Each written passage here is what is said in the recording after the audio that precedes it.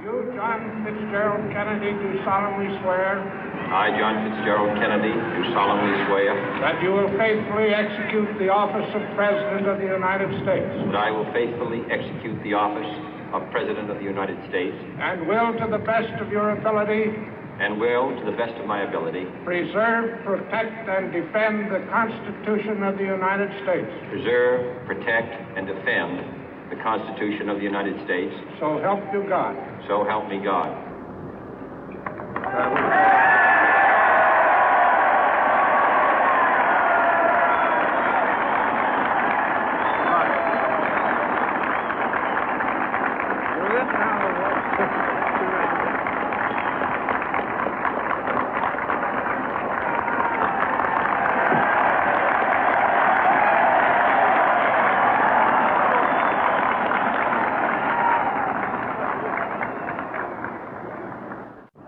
Vice President Johnson, Mr. Speaker, Mr. Chief Justice, President Eisenhower, Vice President Nixon, President Truman, Reverend clergy, fellow citizens.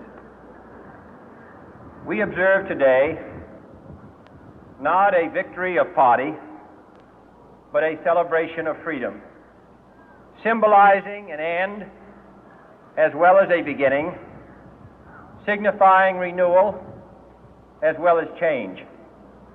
For I have sworn before you and Almighty God the same solemn oath our forebears prescribed nearly a century and 3/4 ago.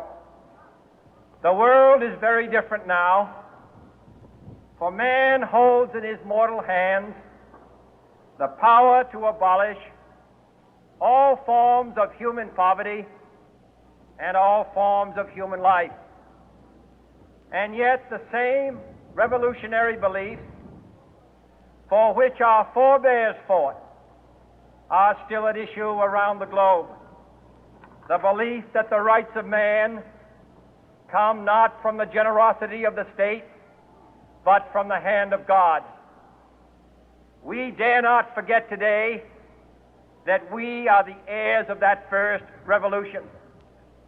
Let the word go forth from this time and place to friend and foe alike that the torch has been passed to a new generation of Americans born in this century, tempered by war, disciplined by a hard and bitter peace, proud of our ancient heritage, and unwilling to witness or permit the slow undoing of those human rights to which this nation has always been committed and to which we are committed today at home and around the world.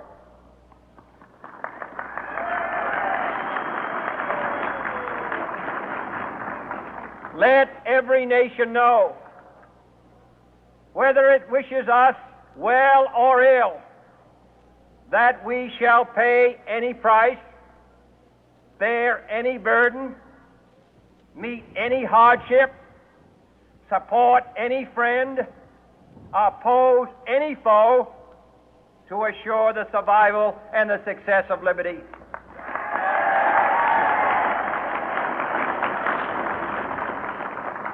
This much we pledge and more. To those old allies whose cultural and spiritual origins we share, we pledge the loyalty of faithful friends. United, there is little we cannot do in a host of cooperative ventures.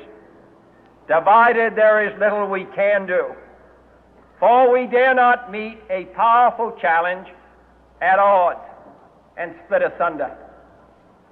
To those new states whom we welcome to the ranks of the free, we pledge our word that one form of colonial control shall not have passed away, merely to be replaced by a far more iron tyranny. We shall not always expect to find them supporting our view, but we shall always hope to find them strongly supporting their own freedom, and to remember that in the past, those who foolishly sought power by riding the back of the tiger ended up inside.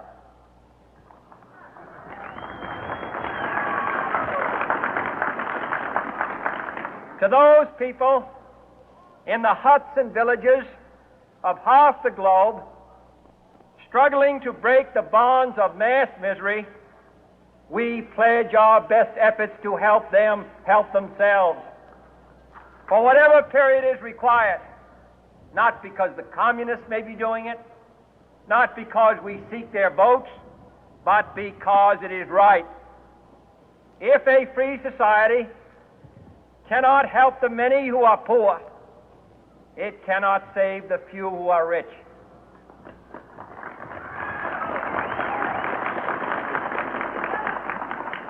To our sister republics south of our border, we offer a special pledge to convert our good words into good deeds, in a new alliance for progress, to assist free men and free governments in casting off the chains of poverty. But this peaceful revolution of hope cannot become the prey of hostile powers.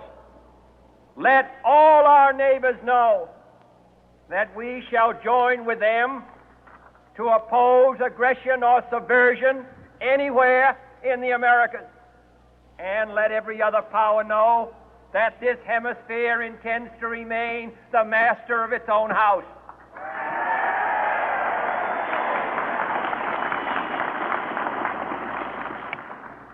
To that World Assembly of Sovereign States, the United Nations, our last best hope, in an age where the instruments of war have far outpaced the instruments of peace, we renew our pledge of support to prevent it from becoming merely a forum for invective, to strengthen its shield of the new and the weak, and to enlarge the area in which its writ may run.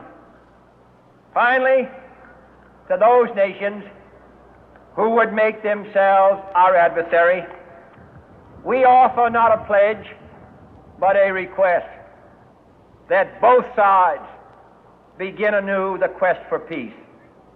Before the dark powers of destruction, unleashed by science, engulf all humanity in planned or accidental self-destruction, we dare not tempt them with weakness, for only when our arms are sufficient beyond doubt can we be certain beyond doubt that they will never be employed. But neither can two great and powerful groups of nations take comfort from our present course, both sides overburdened by the cost of modern weapons, both rightly alarmed by the steady spread of the deadly atom, yet both racing to alter that uncertain balance of terror that stays the hand of mankind's final war. So let us begin anew, remembering on both sides that civility is not a sign of weakness,